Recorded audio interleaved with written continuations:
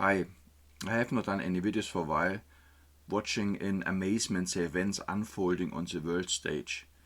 The election of Trump, now almost old news, surprised me. Thought it would not get to this point, as his role is opposition, and there were no delays or any fuss in declaring him the winner. However, now we see that he may never get inaugurated in case of war.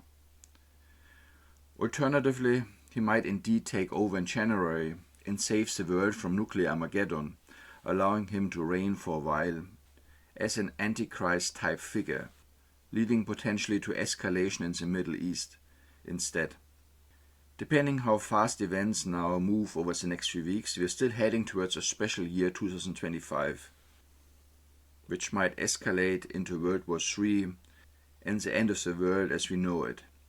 To me, the events on the world stage are carefully orchestrated to distract the masses from a cataclysmic event and a reset at a global scale, for which the global leaders collude, including the US, Russia and the EU.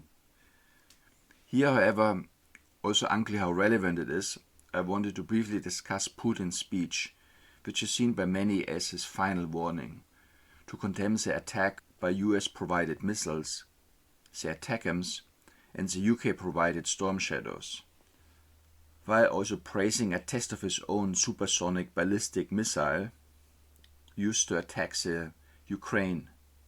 It is not an intercontinental missile with a reach of thousands of miles, but a mid-range missile which can hit any target in Europe.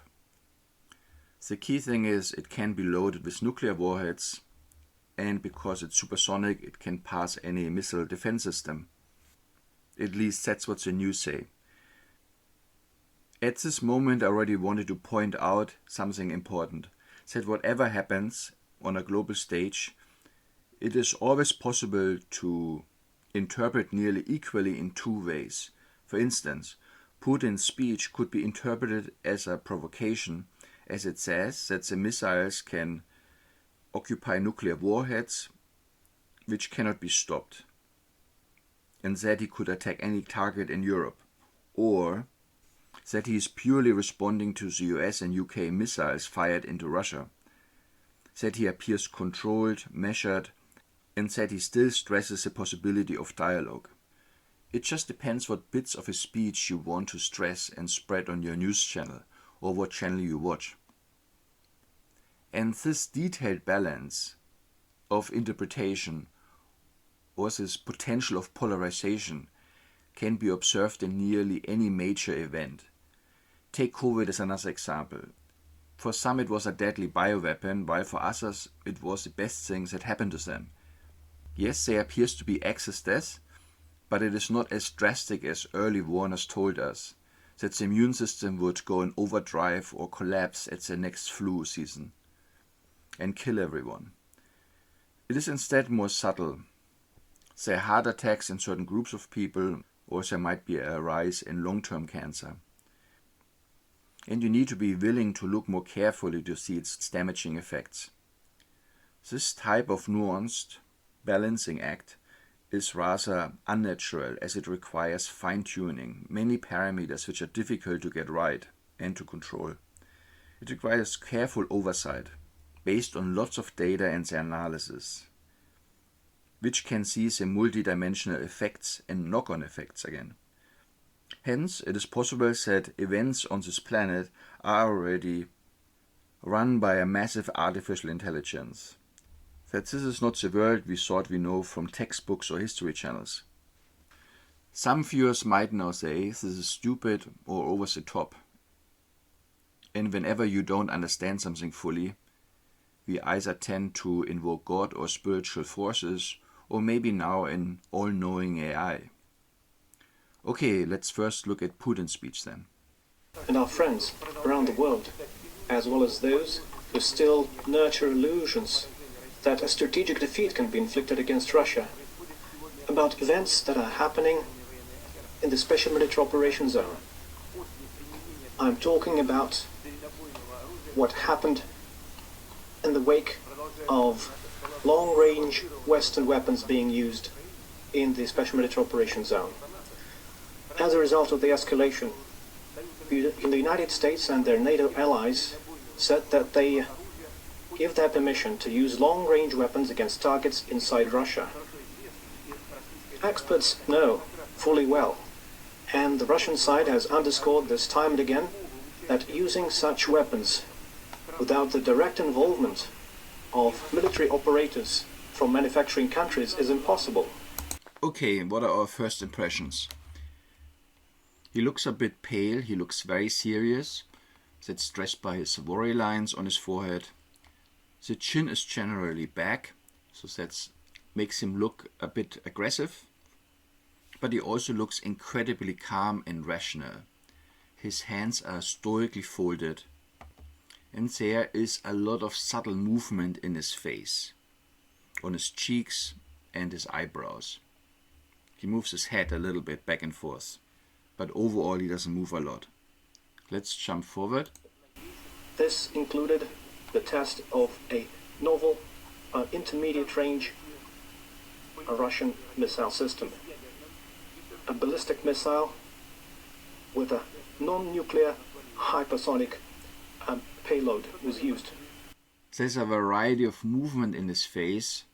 So first, when he talked about non-nuclear missiles and he's talking about the successful test of his missile, there's a quick smile, which would be a sign of happiness about the successful launch and test of the missile potentially.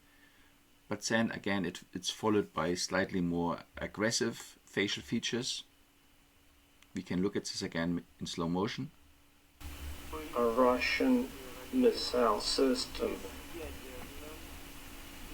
A ballistic missile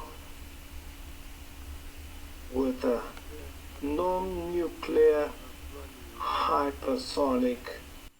Non-nuclear hypersonic, and he smiles. That's the fact that his eyes are partially closed and that his head is slightly tilted. He appears superior. There's not a lot of asymmetry, but if there was asymmetry in the smile, that would further stress superiority. It might even signal contempt. There's not a lot of it. The asymmetry mostly comes from his tilted head, but certainly he looks calm and superior and happy about it. Payload. But now it switches very quickly to a more aggressive looking face, squinted eyes and the lips protruding and the eyebrows lowered. So here we see something more stern and slightly aggressive again. So there's a fast switch. So we could now say, this short smile was a micro expression that actually shows his true intent. So it's a very short, fleeting expression lasting less than a second, which is impossible to control by conscious thought. And so it's often used in lie detection to understand the true intentions and feelings of someone, which is then replaced by his default line of stern look and seriousness and potentially even slightly aggressive. However, I find the switching between these rather subtle expressions a bit puzzling. Let's look at it again. Missile system. A ballistic missile. So here he looks very neutral. With a non-nuclear hypersonic. So here he looks happy with a hint of superiority. Payload. And here the eyebrows lowered. There's tenseness under the eyes and his lips are protruding. So here he looks more angry and aggressive. Was used. The test was carried out successfully. So he is back to his baseline, quite neutral, quite rational, quite calm. All what I said so far, the viewer was supposed to notice. If not consciously, then subconsciously. You don't need me to tell you all this. What you probably haven't noticed is that it is all fake. So I can notice this just by looking at it. It's a feeling that something isn't quite right, that it looks artificial. It's hard to pinpoint exactly. However, you might notice his head moves a bit erratically, there are small jumps. Also, the eyes don't look like belonging to a real breathing person. And there's too much subtle movement in his face, on his cheeks or regarding his eyebrows. The left and right eyebrow move a bit too independently, like someone is trying too hard to make it look realistic. So let's look a little bit more. Have been met. One of the largest and well-known industrial centers that is known since the Soviet times in the Dnieper region, which is known to be... So here we saw the eyebrows move a lot and they feel a bit too independent. There's a lot of subtle movement in his face and it feels overdone and the head is erratically moving. In fact, it's small jumps, I believe. However, the key thing is something hidden in the subtitles. Let's look at a live version which is looping on a different news channel. I refused to deploy intermediate and small range missiles until we see similar weapons deployed by the United States in a region of the world. The use of the novel system, which was essentially an operational test, was carried out in response to the decisions made by the United States and their allies. And the further actions will be considered and decided based on what we see from the... So here we saw again the eyebrows move a bit too independently. There's too much movement to my sense of what is real. However, did you notice anything else? His hands are not moving at all. You can look for the whole duration of the speech, which is a few minutes, and his hands, in fact his lower arms and his hands, this part is not moving a bit. This is impossible. Hence, this stern message from Putin, which is shown on all news channels, is fake. It is an AI creation. We are seeing a show. The further course of action will be determined based on the threats to the security of the Russian Federation. We believe that we have the right to use our weapons against military facilities of countries who allow their weapons to be used against ours. And in case of an escalation, we will act as decisively in a mirror fashion. The ruling elites... Do you see it now? Now that you presumably see it with your own eyes, the stuff I said at the beginning of this video makes more sense, doesn't it? Of course you realize this has major implications for what we see on TV and in news channels. So if all this is orchestrated, and the Russians and the Americans are all in on a big show to distract us, where's the border between fakeness and reality? It can't be all fake, obviously. Let's look briefly at the speech Zelenskyy gave at the EU Parliament, for which he received a standing ovation.